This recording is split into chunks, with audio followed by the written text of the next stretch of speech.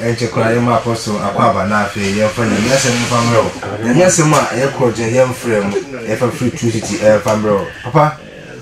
ibacho yesu penko ene ye pacho bia bokode adom ene mpai bonti ya hoye do body na se pacho dia benji intentem so yemurem na ya dajunya kopon ase kwa so na madum so kwa etifo mfa nche traffic mfa nche simu kai ba du before time na so traffic achi yensa nti kakra kini orade bede o se oye amen de radiasi tifo nyina nso ye de radi chia ebrem nyina tutu ministry man tifo nyina ene sadunti yaba ya bede minim se rade be ye de o se oye nti yes ebre bede ako oya me bae yes ye di ma fanya bank si yesu ye da wasibio won pempenso a rade wodi adru wona mwad mutumi so abaya hoban free anopa besisa abe o mada so tia se kasa munyam kan e dia nyumre dwumadi nyina to hye wonsa akra 18 nyina so wo wasato ade yesu wanim esel se evade nam na nyumre dwumadi so na wakra biara wa ye wode no evade fanama wo ho na ye bia ye do ayeyi do ma ye da wase se watwe akra nyina de ama ho oh, Jesus Christ na ye bompai. Amen. Amen. Praise the Lord. Hallelujah. Hallelujah. Amen. Man Christ way. Yes. But if I do so,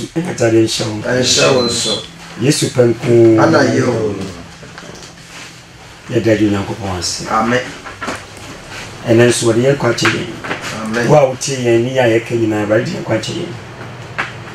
Enti so the ye kwache yen dia o se ye di osuma ye no de. Juma ya oti eken ebrebe beba se yesu man na yesu cha oti eken bi se ko fu bai asofo amako nyina na wo mo voice yesu okosechi alambo makivu nyina na wo sechi sechi o mo ndi obi poso waka nyina so dese ebrebe bibia ho na ebrebe radi ya chenye no yenye mo ade yi amen tiba uti ya konya ma ose uti yi sase wadi di brasi wa ebe ni so a oba ya de fofo amen amen yo adumunti ni amekese apostle Moses ametepe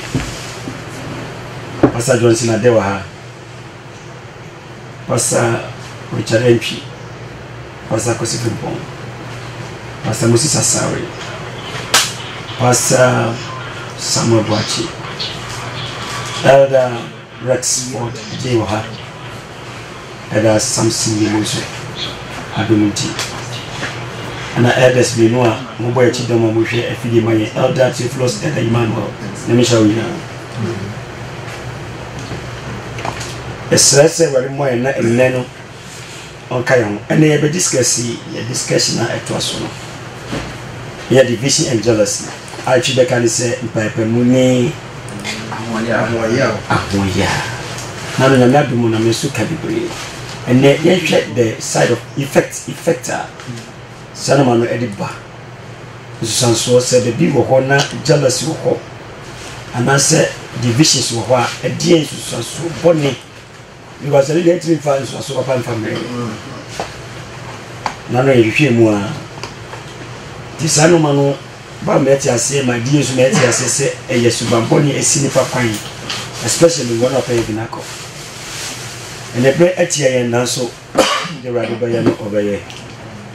momeka amen amen praise the Lord hallelujah hallelujah amen yanka Romans 16:17-18 Bachaka Roma from Matthew Dunsia, Imodon Son, Ne Dumotri. Roma from Matthew Dunsia, Imodon Son, Ne Dumotri. Yo, Eradia Sam say, Nanso Nianum, Mitum for say, Monkari one hour then Papa Muba. Mundade, Monkari 1 hour then. let's say, Yan saw Move, Yan show Momudin Papa Muba. Now what to see Tidia the century, Mosiano. Nephew, where they What to see see Tidia. The children. The intellectual Mosiano. Namotri Mumfri Womo. Na wana watesa na nsum ye na Awurade Kristo. Wasi wana watesa na yade nsum ye Awurade Yesu Kristo. Lembom woso wana yefunu. Woso na wode tekere madani adokodokosem daada wona woni mbone no akoma. odada akoma ewe mo amen Pastor Richard Entry ema kwa ba apostle yenim se ewali na muso na odidi ya aba ana nya wenko na me bisami hwese sisi no papa mu wo edi a ebe ahoye a eni papa mu mu na se na ebi ni na me sha pa first na nti Israel tifo nyina so amen trip to heaven ministry na me sha obibia oti ene den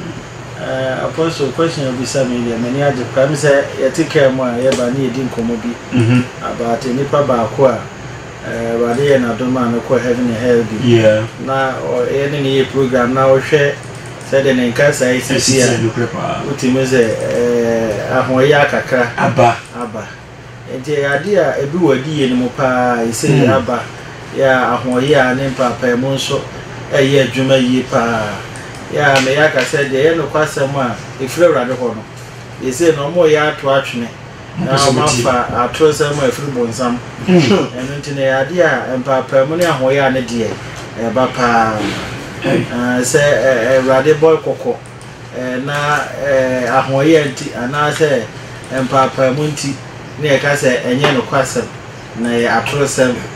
blasphemy ahoye na eye nipa isa se eba ma no a anka bejetu ama ono nti no na akoye se ene abususem ka so no megiri se rade mfa kokobo mama obi nka se abususem Intinia because Juma say Jeremiah no many Azamina Ben so maboni pakoko.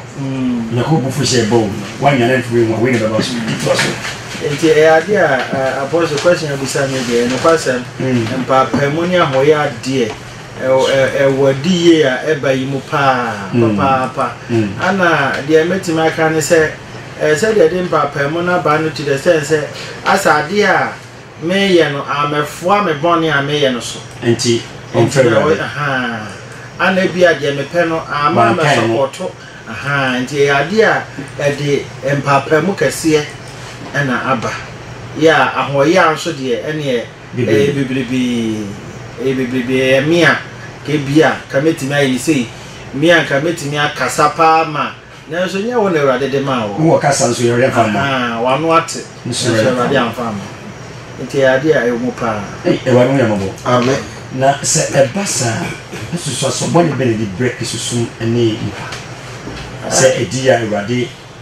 edia ba na ahoye ani pepe muntino ebisi bi kwan se mentie because we ye bususam we sha onko heaven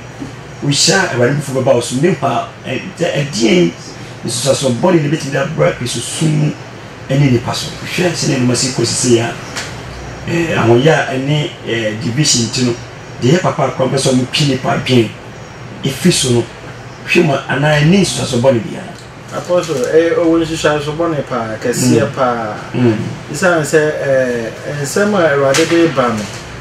eba for Accra pese ebo no erade nchen eno ntin se ahoya anya ba pe ese wo si nkonkron kwa that's right dwumadi a wo se nkonkron bedi no ntimi wa amanani nti ade a fa ba bia ye meku won na ya okasatia ade ye no ade a onkonkron se erade asem ya se okasatia ejana o de becha oba na o de becha na mum onkonkron eti sa onkonkron di ne dwuma na sa chese wo ye wa adwen se ahoye anti ana se ebia empapa mu apesa wo ye nti no na wo shoriti ade a ene se ne pa ne due isa se ade a hu yie eti nshinshansha ba no ya atemo kase sana metima kana atemo kase pa na diba enipa bebrebe so sana se anya ni efompo enti no se utie na se ye wo se ade no kore ananya no kore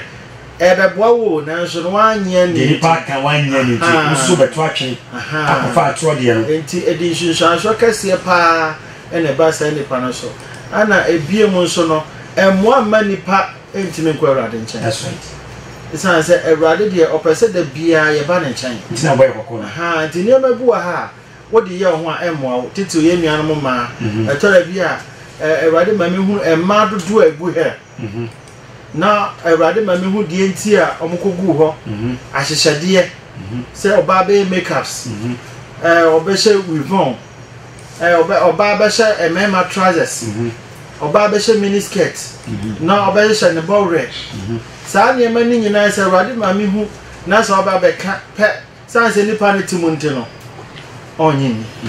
wanye ni so a Ewurade bufu edawo isan se eya ade a Ewurade be boa yen ama na bufu hye afiri yen so na so san se wanye ni nti no na akoye bone kase edawo so ti ade a eyehu yie pa isanso na ede ni pa so no bebrebe di yentimi so bo Apostle Ewurade hu betinya so bo Ewurade hu betima so nti na yenya eka no isan se ede bia amafo di antam da ye kanyina so ni gidi se afi kwa na enipa bi ate Ewurade ase yi afi pa san se me hwe conference na me nua sofa kwasi ne me ka so se on the ot conference no ho de e woni mu bepem se me so sa na meti isan se conference ye no what me se onuado ane Kristo mu odo ane Kristo mu ani gie what me se woni si heaven so ye enya honam niema bia ensenchane de bisi utimi so because me na me yare me ba me nya yare sa ni ade ni nyina bisi but the kesepe di mu ne se ese nipa timi hu Kristo yi amen first ni nipa so Kristo biara ba but ese die what me se me ni Kristo ntem ayempu wasa conference where it says when yakopon tempi kura na edi yakopon bufushi yes now pamon no one uma everywhere dia kai bufushi na no sha pass enen so wadumi e pastor Richard Entwi na dum ya tinin kan omaye hu divisions eba revelation na eba mu ni pamobo na on ya mobo no dum tutu ministry na uti kai na a discussion ya no Sundays bia enen so ti ye ko Pastor Johnson Sajansi imakwabo na nasi nyamisha bubure amen nama banama so ma awabi dimo nyamisha kwa jani mai jani ya dum warisha division na nimse last week wadi ya duma ye hwebia na enne nchechire a eba sorry mu divisions room nchechire wo nyamya semkan sorry ahuro sofa ahuro ni tise edifu ahuro ena wo division ni jealous room se nimu a wo muso na fiya ya kwaso amen so the last week na ye hwe na you say ye sit akodi a the back to so that's right when says so to bomodia every babia na ochemu a just say ohwehwe what na just office odin kunima nisa nti yadia okay senchechire a ye chetu aso the divisions ni jealous ni bomu a effect be nya enya o kususu na sa Christopher so the kind no nyakopotu mi boy so matumi no say nyakopon by occurs mafo ni ma so ka because ahinia esoretia no enyina nti se we asomafo no se osi bo won bra kan yo se na wonyina adwekro Acts 2:42 Lydia in one accord adwekro susuye ko sa na odi try the Bible say ba sa no da na odi nipa ba sa fu be edor ade Satan who says so makwanya na hini begu tieni on fast esan say ye e man no yan se kanibi no se ne na Bible ka kanibi sa na ka yetie ene ba dia baji ye firu to be hwese se ne Bible says say homoni fi obi mu akuko chinchi na okwa na osan ba be hwese fi ofi mu na wada mpan ko fa wona ho odi aba nti tambia no nim se wodi sa suban adi yesu danite ene o sadi yuro yi mu a obenya ye nti yade a odi edi juma pa na tire bia we se be kanya mi asem pa we se yakopon asem no na onua bi sofu bi sorry amenya brigade o sensu abuso enye no pre you wa ka we se onia sa me ni asem wa kai die yen trans na nyina yen nyi ne huhu se ye wo kan etesa ana sentisa no a sha se condemn wa obabi atumi wo shikese na wo sha na ketu ade wetumi ahye nanso wo kan che wo se DDT die ono ketu a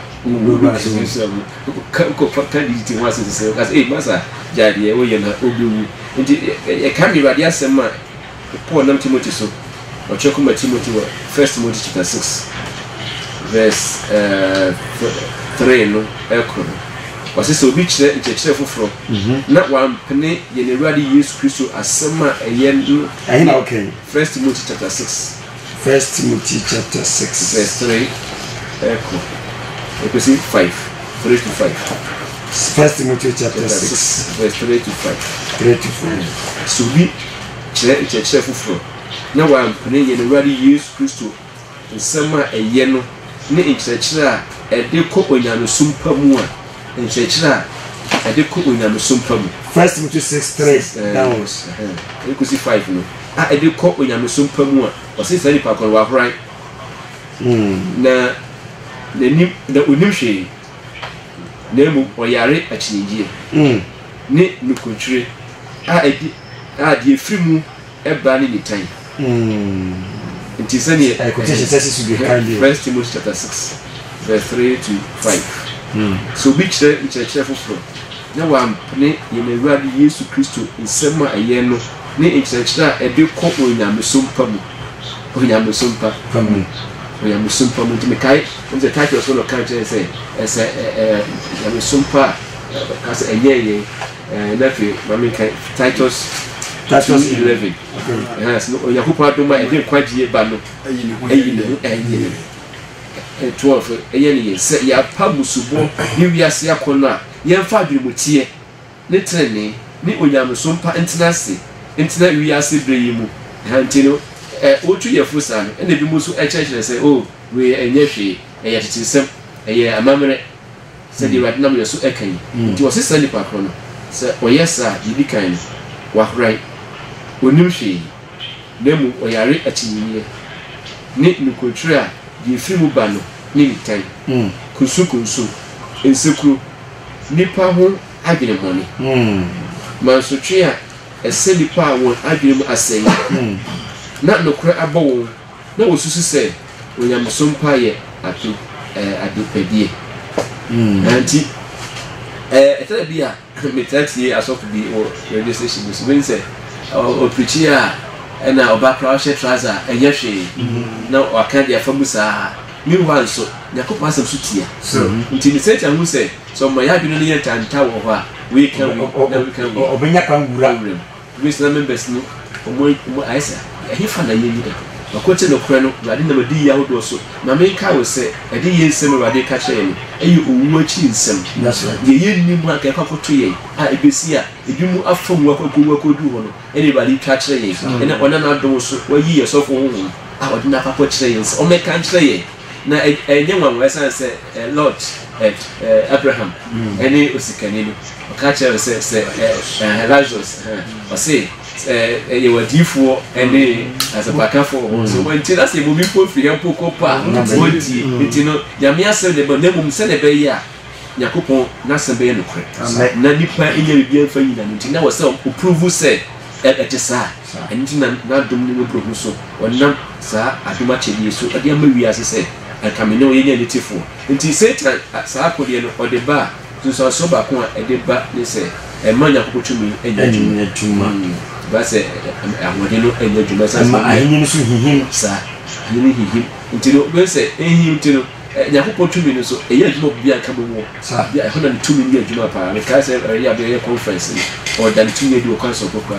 so se na wa che yembo na unity no enye djuma ti e ba di tumi enye djuma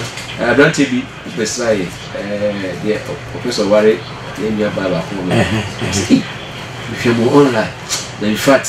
mas o bom pai and see you so that for some be besraye ni woni ni nkomo Friday no so but na evangelist sleep on House of Faith we mu general secretary evangelist na introduce me yeah and also the dance pass in fact na popo na juma na sana ka hide no etie nti yehu se sumi han na edi apelapele na is what Bible say esumba ya dey otumi ni han so that's nti ye han man ene wo se ye kan bubu na ye jira pinti ye tumi ka esumi ma babra ye baako ye mu obonsa ko nya bira bia we ni na me se ye baako ye mu no obonsam enya babi enyina jealousy the division enya Nyankopɔn pastor ko se Moses ka with a premium mommy because when you show the brain. Division, jealous effects. You find society, our rim, Nafum, or mommy, the Yamituma, a too much of the said division of what effects when you say, a saying. Say our rim, the baby, our episode for the year. I was a show. I said the education here for you, like I said, I show you. Answer and record me. Kakra can be a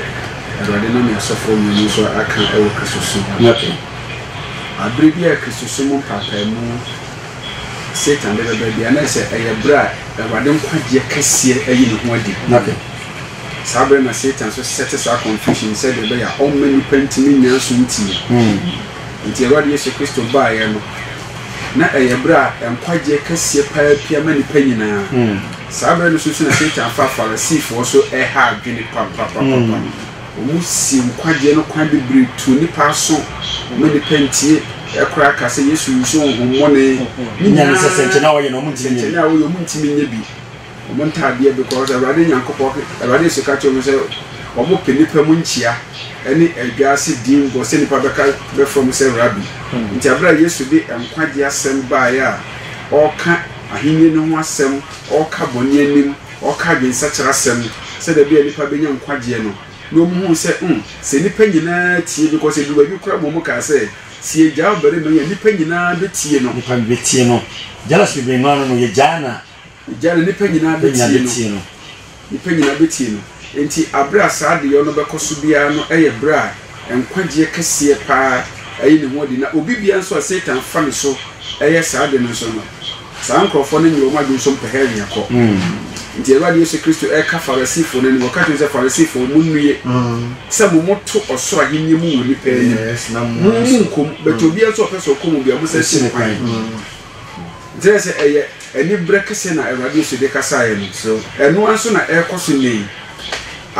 adombre ma Nyankopɔn ayi ni dokase de bia kire nipa no sabre so na Satan so afa ekwa bebre so ede mpapa mu kase de abewura Kristo mu wenye wenfɛ Awurade weyɛ wɔwɔ weyɛ hwanhwan weyɛ hwanhwan we makɔhyɛ ha we mu firi ha mu ayi mu adwuma nyɛ we mu firi so enema basa sɛ de bia bɛtoto nipa bi nti no kora pa ne sɛ sabre wo mu nipa bebre adwena toto nipa bebre adwena toto a omu hu de omu enfom ne sɛ because otie we ya we kan we otie we ya we kan we otie we ya we kan we heaven ba akopɛ heaven ba ko Nyankopɔn siesie no Awurade de nam obi so eka se Awurade bɔ ne nkwaje ho dawuro se obi ansata na dwe na obi nso se esumadu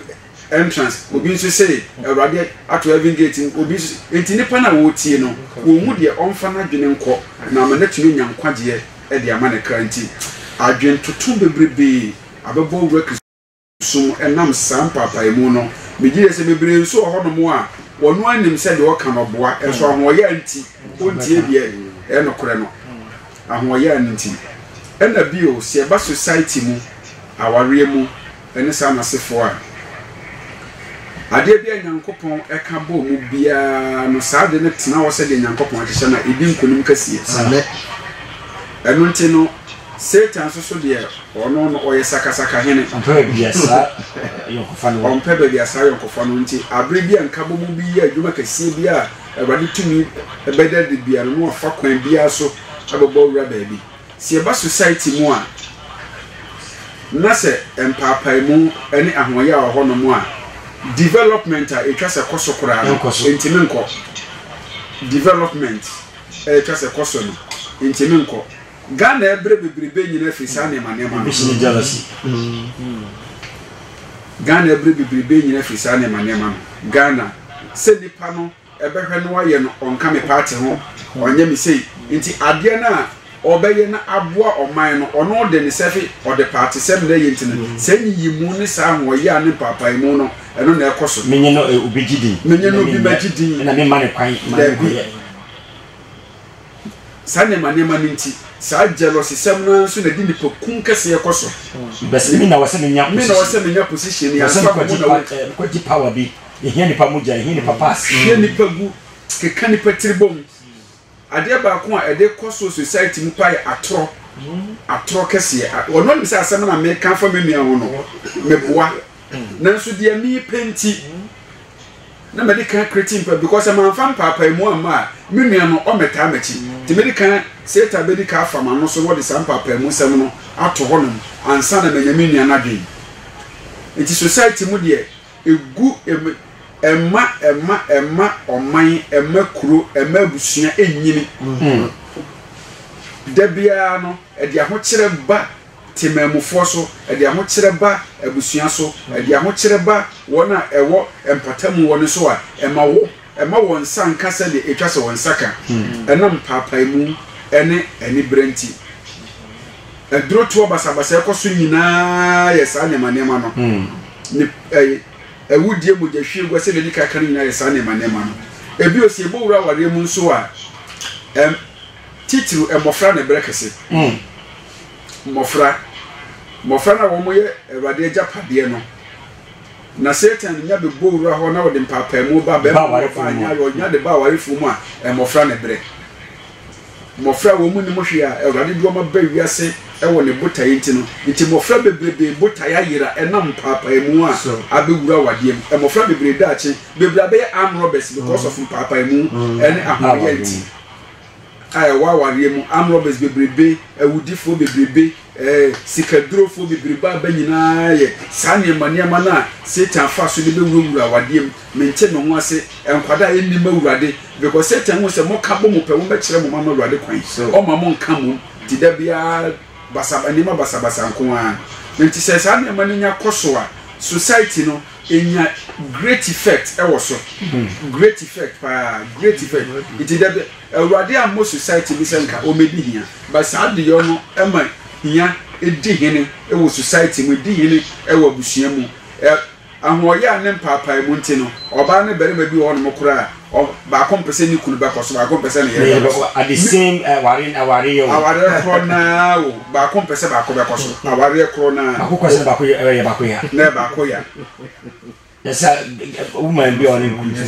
o ye ba ma woman ye ba manager ana ya manika kaya dia maninti be manager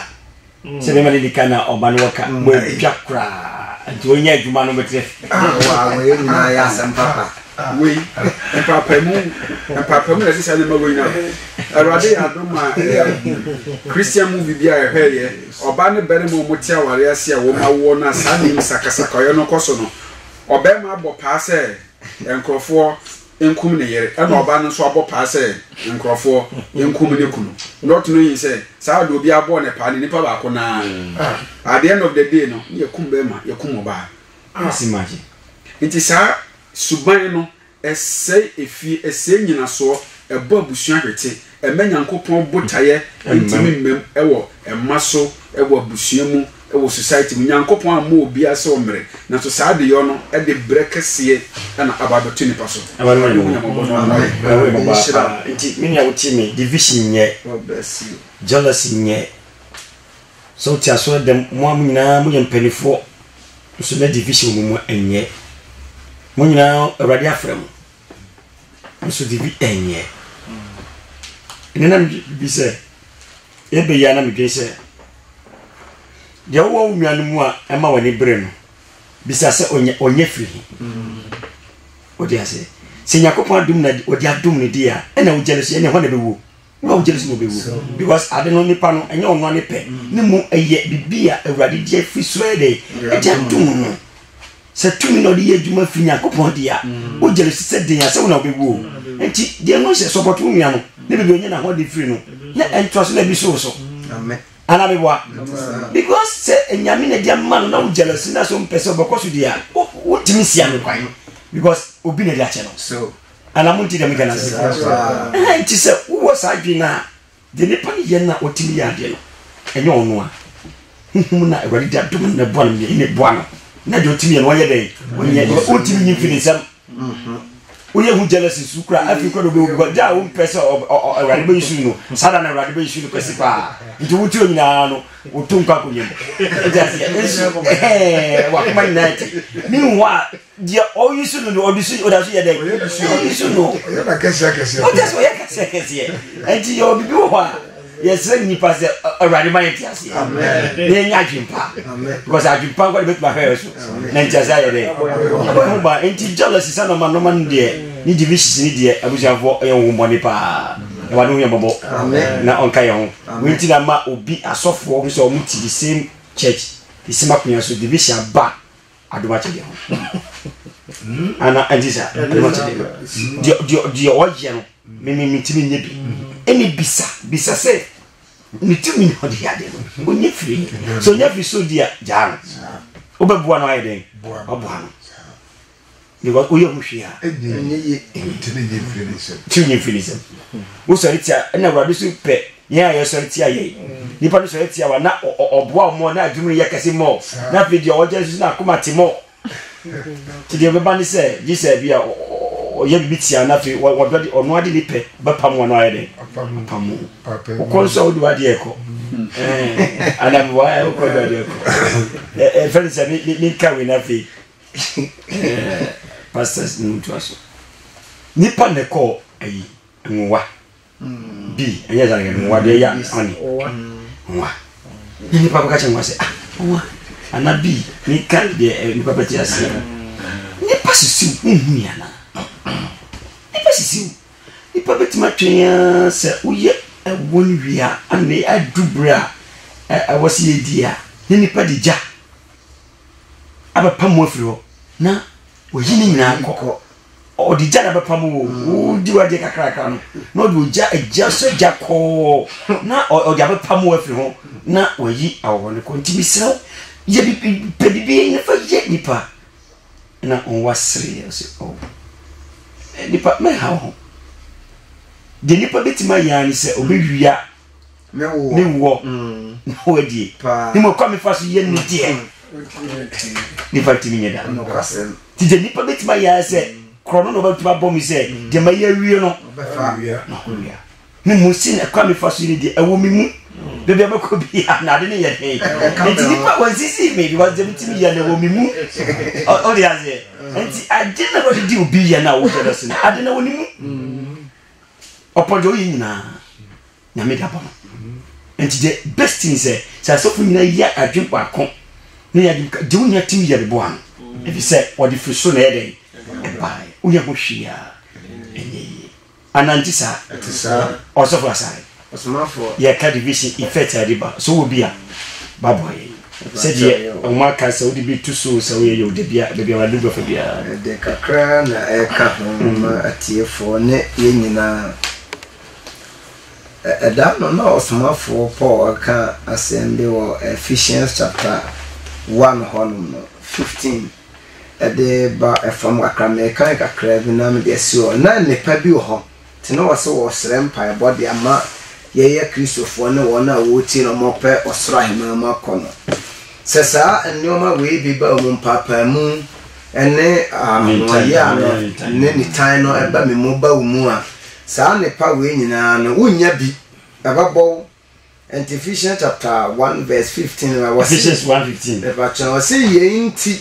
men so mete mo fam awurade Yesu Kristo mu didie no hoda me de do ahotefo no nyina no menya mo ho adesre me dimbo ne mpaibo mu verse 17 say na awurade Yesu Kristo nyankopon animonyam agya no ema mo nyansa de di kan no se saa de we ba onipa wunya nyansa ne adi ye honhom wunya adi ye honhom enhunu a muhunu no yie mu saa nipa so ntimi hu nyankopon ye that's right verse 18 na mo akoma ani ate sɛ suban we bi ba me mu ba nipa wo ti a nipa nse so for awurade na so for nipa akoma ani nte sɛ de wo kan titam bia no de ne nua no ye no e ka no nkona nka bi o gyina puppet ko anka wo muni o hwe fam a na ni agye me de be so na mato aso kakra bi san sɛ asofo fo no be so ho o kenkan to aso a obobɔ nsɛmfu ahodo so a o Kristo ni bia sa suban ni bi ba mi mu no beba wo mu no sa suban we nyina no na sa ne pa we beba wo enti sɛ wo ye Kristo ni na sɛ wo tie ne a adɔfo no sa ni tane a ho ya ne papa mu no ya ade a onyame mpɛ enti no wasomafo po otu asafo ne fo e wo afisofo no mu no sɛ de be ya sa ade ni bi ntimi mu wura wo mo enti ena so ye hu ne sɛ e ya ade a ekoso ewa asole msere da no last week na de be yam fanton bi makoto bi adu ene wo hu no se bi mo teteka lorry stations fro car wonse nipa ne to kama ne bag da ne na so utim se bu a wato bi a wodi enso soma fa ho ye ent nipa no fofro car kokun nipa o ade e be chi wo chenen ene na anadwe wo ba call lorry stations ahodo VIP station ne other stations no nipa bitu a ahoye enti wo fro ka kokuni nia eni kwa senka saade no eba nipa ni mu enti adofo amuti ense heaven eni ye ni daso eni ahotoso de a hwemu no se saade we bi ma immediate na no obema wonyame honhom adre saade na firu ezan se tena wo mu cha ebeba abaye aba eba abaye suban a obi a no ne betena bia no saade won de beye no ebi kura na wo ma ne boro so betenam se bia obi anya ba akopɛ no enam sa abaye aba no ntino saade no betuma ayewo Kristo ni ama wan hwe ya tambia no bo pese wo de beyi nipa nkwa afiri ho se saade no ba nipa mu a de eba no no mi kokuno mense no mense na juma mema yenyina di abra ebia position na wo da no eho no se wo me yina di ya nyim firi wonsam ama wo ho so a ya nyim firi wonsam enti ayesuban bi a metimu se ayese ni dia kwa yemfa ne dia nsen kan ho asuma fonti se de o kan abusuafo nyina kan ayesuban a se wo yo nipa nkwan wo wiase de a se ba mu a metimu se Satan na mu na wusi eza na sa na oye ya ama na wie yeni ama na bonsamanya din bebira edia de boni nyina so nye din papa enti se wo yo Kristo ni na sa ni ba mu a bonsam hu se ne chorus na wana wo ya yonko a because no bi no ye na so na wie yeni enti se wo yo Kristo ni me Kristo ni na sa suban no eba me mu eba wo mu a hwemu se wo na bonsam ya be fadamfo awurade hu ye mobo na wonye mfiri sa suban mu na me yetumi ameke heaven amen to ministry Pastor Samuel ya kai first about jealousy and division adina ba da promo so yanko yenim na yanhwe radio celebrate radio share telephone amen radio share apostle pa amen no question pa de say the case jealousy and division dia na adiba enema bebre say the radio na mpani for so africa na itichu pa no se mpapa mu eba se jealousy di edi sa de neba o ye na de mpapa na sa de ni aba se kimo bia sa de si ye no onyame ho ntimi ntina dabi pamu na me ho efiri ho se sakasaka ya ba ho sakasaka nkoko su ko be sakasaka ya onya pamu na me ho o se trust am no Ephesians chapter 4 verse number 30 no o se mu ho nyankopon ho ma o de asomo na mo tie da mo ho no yere se ya ho no yere pe na okọ onya konso nko ade a ye ga se baby na me ho mu ni no wa na ho Satan no na eduma to no de sakasaka basa ena wudi etini ba entokwa manso ni ma si o sa de chibie sakasaka na de ba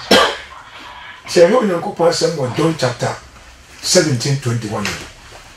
na owura Yesu Kristo oni asuafo no kasa na obɔ mpaye ama wo na ɔkyerɛ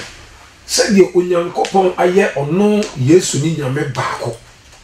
saa na ɔsrɛ sɛ onyankopɔn nyɛ asuafo no nso baako amen na kɔba ne saa wiase nyinaa behu sɛ asuafo na yɛ baako ti no ɔno nyankopɔn no ti Yesu Kristo mu Yesu Kristo ti nyankopɔn mu nipa wiase nyinaa behu sɛ me Yesu ni ti nyankopɔn mu na no na bɛyɛ de mo nyam sɛ kɛseɛ ɛde ama nyankopɔn amen enti sɛ sakasaka nya ba yɛnka ho sɛ deɛ di kan ba a ɛyɛ mpapamu ɛne jealousy no bonsam na de saa na yɛ dɛ aba asɛm baako a yɛnua John ɛka yɛ a yɛnhyɛ no nso no wɔse obi a ɔyɛ bɔne biara no ofiri Satan ɛna saa jealousy no nso no ɛnyɛ nyankopɔn honhom Satan na de baa ɛnti sɛ obi ɛhyɛ sɛ jealousy ɛba ne mu na ɛde mpapamu ba ɔmusa ne ho sɛ honhom bɛn na de ne yɛ dɛ ɛyɛ adwuma sɛ bonsam honhom de a ɛneɛ meta ka sɛ ndi sɛ mekɔ akɔpɛ bonsam ahu no na me aba baako yɛ bɔne aba te ne mu a bonsam bie ne baabi a mea me ne bonsam no nti ɔsɛ yɛhwɛ ho yie na yɛamea ho kwan ama jealousy ama because jealousy no aba sɛ kim deɛ bɛbɛ biara ɛtoa so no yɛ mpaapamu na mpaapamu nso nya ba a mendo me nua da aberɛ biara deɛ me nua no yɛ biara no ɔmfa so ɛyɛ me tan minya no koraa meko no na sɛ menko no koraa mpo a ɛkaa menko mpo na nka nipa no mpo no wawu sɛ mimi nku no a nti sɛ nte so ɔyare a na ɛyɛ me dɛ sɛ me nua no yɛ dɛ ɔyareɛ sɛ obi a wɔne ne nyinaa te dwem na motɔn adeɛ anaasɛ mostɔ bɔ ho na nipa no no deɛ aberɛ biara ade adom ne nneɛma yɛtɔ kakra kama na nso kɔtena hɔ nom a o plan wa fɛ nyina sɛ bi akɔgye nsuo bi na de apetepete so sɛ yɛntɔw deɛ na ɔno nso ne deɛ wonim sɛ ɔsom nyame kan adeɛ kyea ne atɔ ne kama na gya ɔde ɔkɔ ɛda a wobɛte sɛ nipa no waama store no na ɔne agye na ɔne agye wobusa saa deɛ sɛ ɔyare ɛka wo nkɔ na nka wayare a the whole week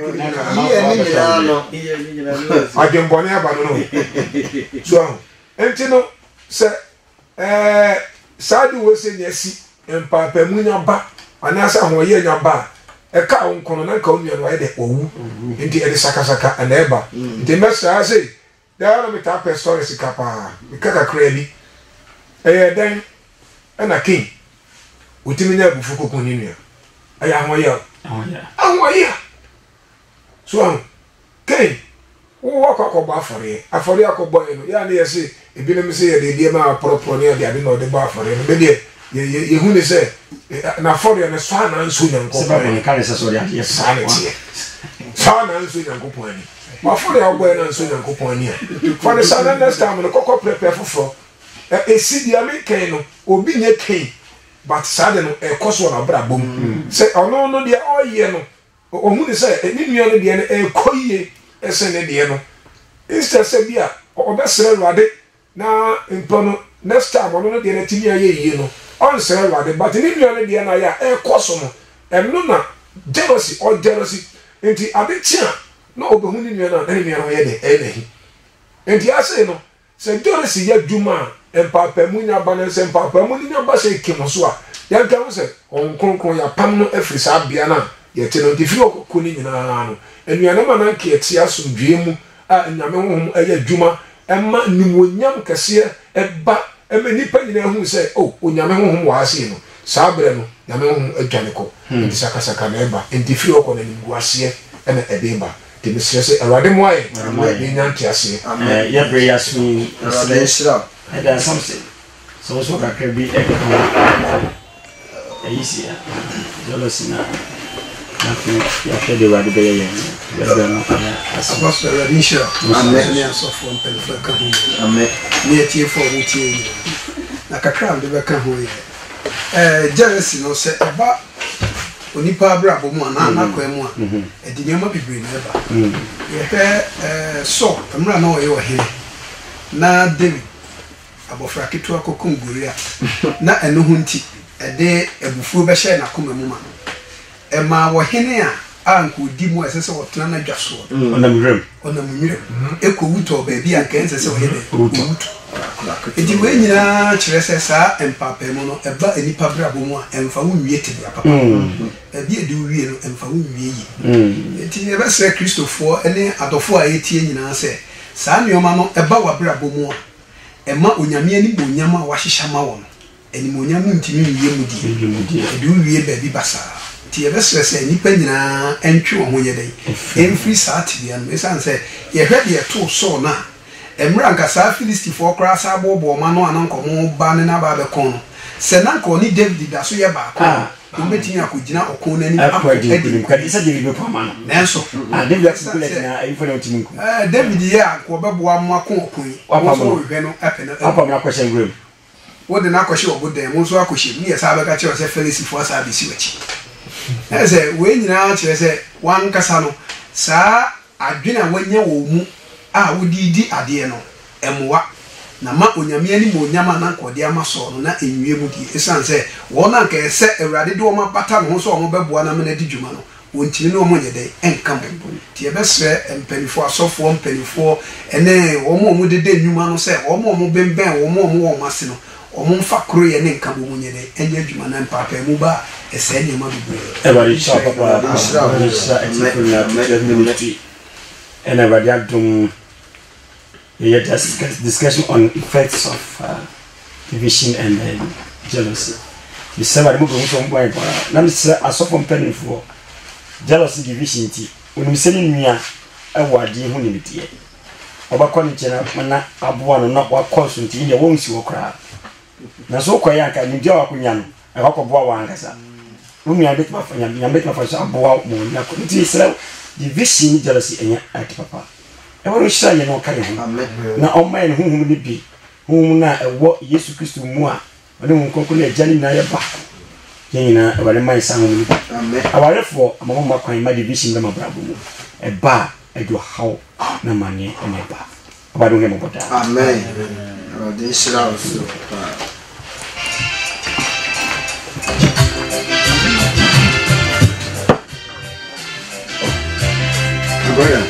Actually, be a 100 few. You say, "Go open, I'm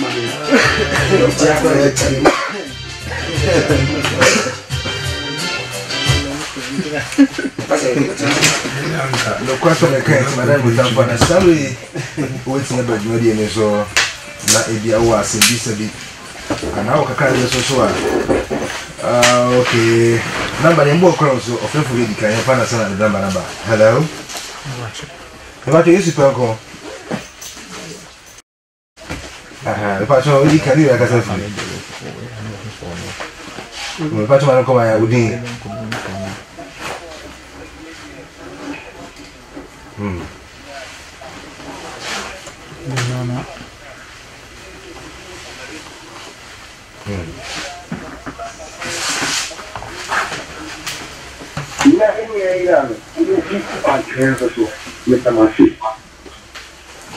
okay, yes, that's it. The patron number is 0240 47 1991.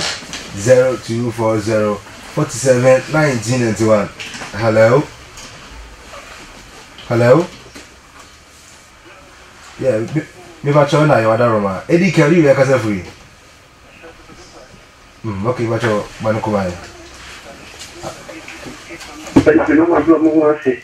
Nansen fasi tani deni langa ndia mudakena mudima na mema au hali kisa mupehe nyako nansen mine kumali na ada kizo nya wa tomado nansen stresi ana deni nara o mauda ki ba de kuso dia dumbi se di betu womo no be bio ma gem di etese ana deni na no be be ne se be tiki ama na se na ka pa ma mi akra no anya iraba edo bi dia si wa kuso di ne mo fa mo pa ko ya tano ne ke ya Otampo solitia o mudia se debo mfaye ata o mete de bere tu de yo madu no bo so ade de baza be o ade ti eni amen bacho ye for the ho hello ye bacho si pango mame me bacho di gari ya kase free mami manu ko mai wada roma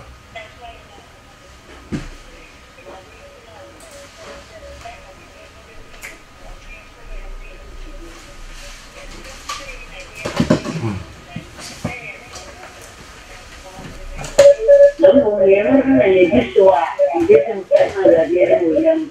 ale ni mo kase o mo Amen. 0240 47 1991 0240 47 1991 wo ubetimi abaso akai bere no simano so na afi yedmedi na aba no wie. Hello me patwe na yo you actually can you make free. Hello oh what's me any aso